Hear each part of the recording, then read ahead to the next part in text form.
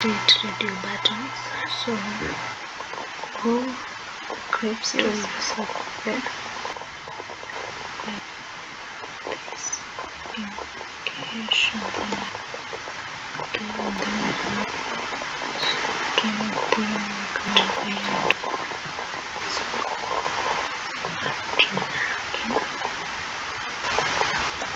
going to move it to side panel.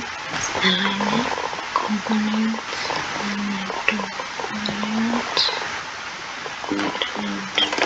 shift. Then the unchecked.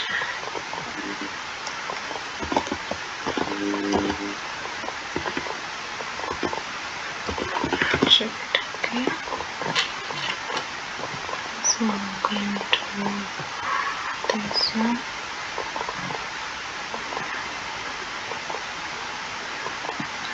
So that's it. I'm going to edit to be like that. So I'm going to put it a bit just like that. So I'm going to type tab.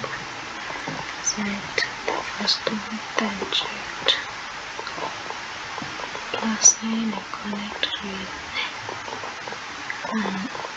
the checked. And then select the checked one, go to the checked. Okay.